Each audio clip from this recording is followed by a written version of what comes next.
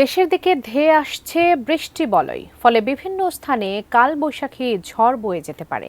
সেই সঙ্গে হতে পারে শিলাবৃষ্টিও। এছাড়া ঢাকা সহ দেশের 12টি অঞ্চলে বজ্রবৃষ্টি সহ ঝড়ের পূর্বাভাস দিয়েছে আবহাওয়া অধিদপ্তর।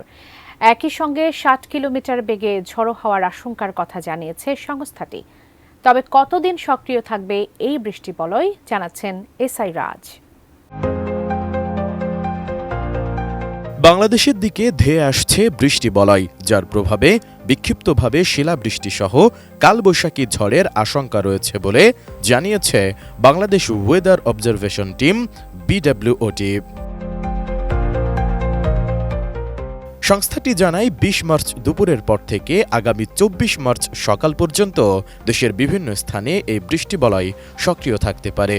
এটি একটি প্রায় বিচ্ছিন্ন বৃষ্টি বলয়, মানে পরিষ্কার আকাশে হঠাৎ করে পশ্চিম আকাশে মেঘ, তারপর কালবৈশাখীর মতো দমকা হাওয়া, এরপর ৫ থেকে ১০ মিনিট বজ্রসহ বৃষ্টি, পরে আবহাওয়া পরিষ্কার হয়ে যাবে। বৃষ্টি বলয় চলাকালীন সময়ে দেশের প্রায় ৪০ থেকে ৫০% এলাকায় বৃষ্টিপাত হতে পারে। তবে দেশের কিছু ক্ষুদ্র এলাকায় আকস্মিকভাবে ভারী বৃষ্টিও হতে পারে। এর ফলে দেশের সক্রিয় এলাকায় গড়ে ১৫ থেকে ২৫ মিলিমিটার পর্যন্ত বৃষ্টির সম্ভাবনা রয়েছে। তবে সব এলাকায় বৃষ্টিপাত নাও হতে পারে।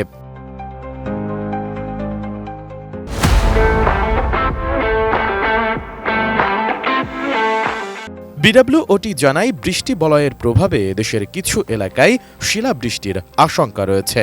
বৃষ্টি হওয়ার সবচেয়ে বেশি সম্ভাবনা সিলেট বিভাগ ও খুলনা বিভাগে, আর চট্টগ্রাম ও উত্তরবঙ্গে সম্ভাবনা অনেকটা কম। বিশেষ করে বৃষ্টি বলয়টি সবচেয়ে বেশি সক্রিয় থাকবে পশ্চিমবঙ্গ এলাকায়।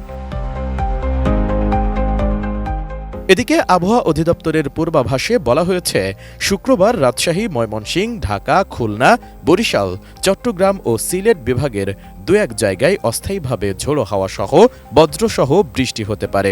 সেই সঙ্গে কোথাও কোথাও বিক্ষিপ্তভাবে শিলাবৃষ্টিও হতে পারে।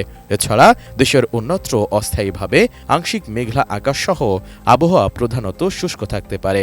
সারা দেশে দিনের তাপমাত্রা ১ থেকে ২ ডিগ্রি হ্রাস পেতে পারে এবং রাতের তাপমাত্রাও সামান্য হ্রাস পেতে পারে।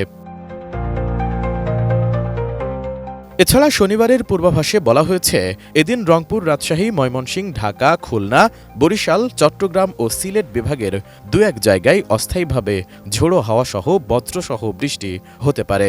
সেই সঙ্গে কোথাও কোথাও বিক্ষিপ্তভাবে শিলাবৃষ্টি হতে পারে। সারা দেশে দিন ও রাতের তাপমাত্রা ১ থেকে ২ ডিগ্রি পর্যন্ত হ্রাস পেতে পারে।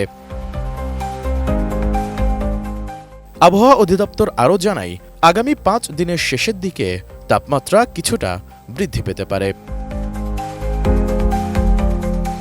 এসআই রাজ, এটিএন নিউজ।